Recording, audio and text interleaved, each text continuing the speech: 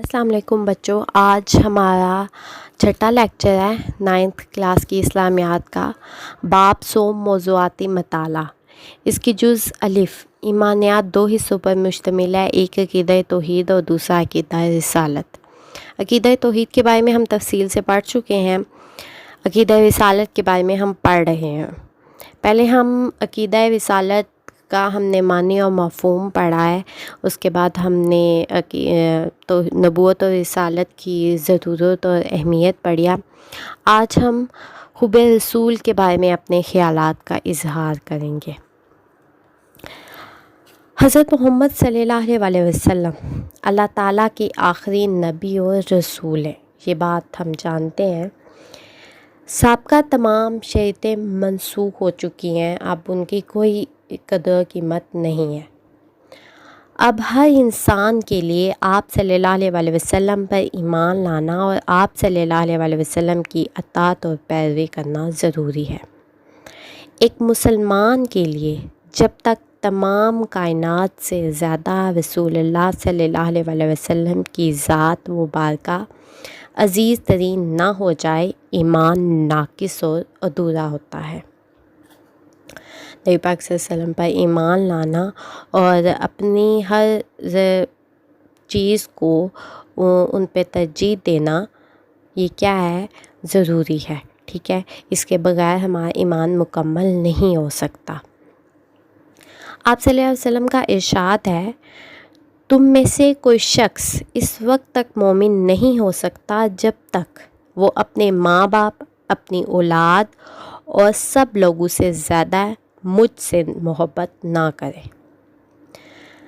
حضرت عبداللہ بن حشام سے روایت ہے، ہم نبی پاک صلی اللہ علیہ وسلم کے ساتھ تھے تو آپ صلی اللہ علیہ وسلم حضرت عمر کے ہاتھ کو انہوں نے پکڑ رکھا تھا۔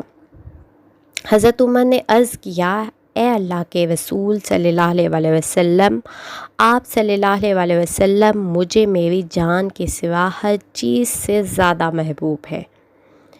تو نبی پاک صلی اللہ علیہ وسلم نے فرمایا، قسم ہے اس ذات کی جس کے ہاتھ میں میری جان ہے، حتیٰ کہ میں تمہیں تیری جان سے زیادہ محبوب ہو جاؤں۔ تو حضرت عمر نے آپ صلی اللہ علیہ وسلم سے عرض کیا، اللہ کی قسم، اب یقیناً آپ صلی اللہ علیہ وسلم میری جان سے بھی زیادہ محبوب ہے۔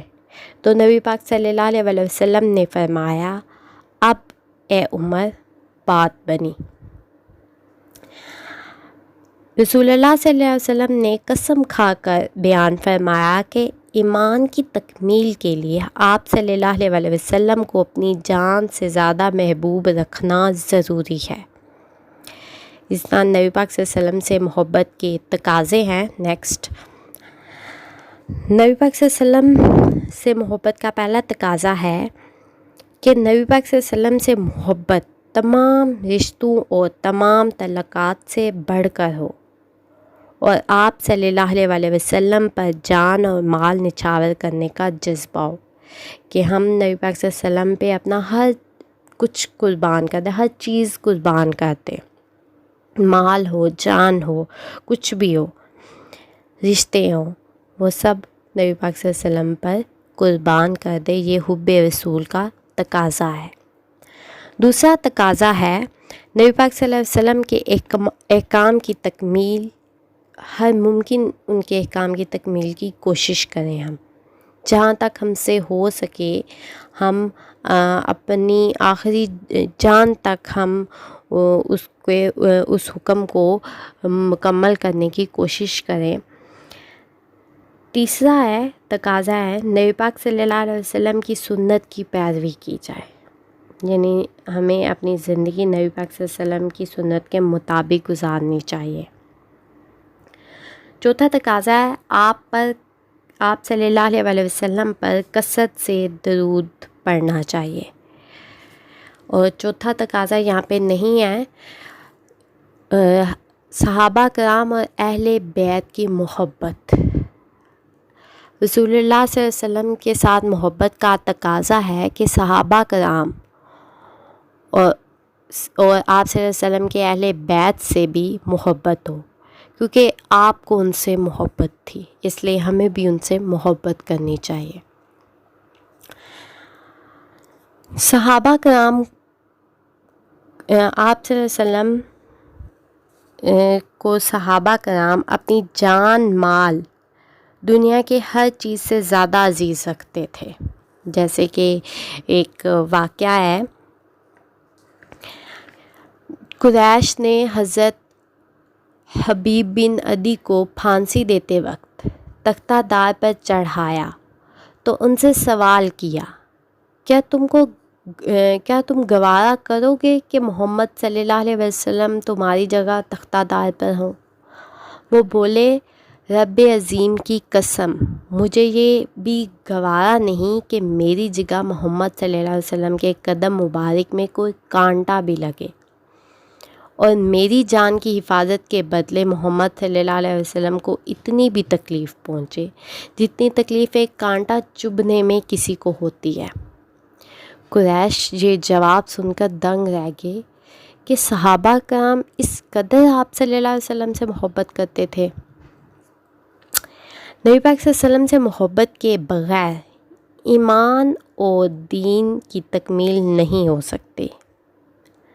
ہم سب کے لیے ضروری ہے کہ آپ صلی اللہ علیہ وسلم کی تعلیمات کی روشنی میں اپنی زندگی گزاریں، اس لیے کہ شفاعت رسول ان لوگوں کو ہی میسر آئے گا جو محبت رسول صلی اللہ علیہ وسلم سے سرشار ہوں گے۔ نبی پاک صلی اللہ علیہ وسلم سے محبت دونوں جہانوں میں انسان کی کامیابی کی ضمانت ہے۔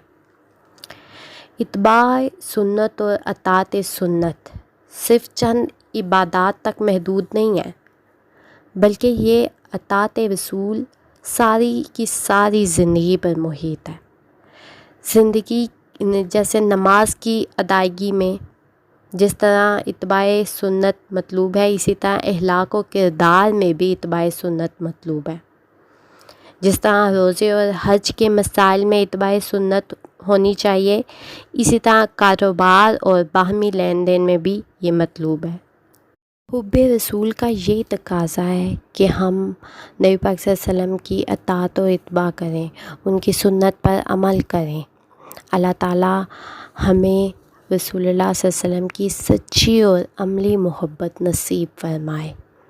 آج کے ٹاپک میں ہمارا یہی ہے۔ نیکسٹ ہم اطاعت و اتباع رسول صلی اللہ علیہ وسلم کے بارے میں تفصیل سے پڑھیں گے۔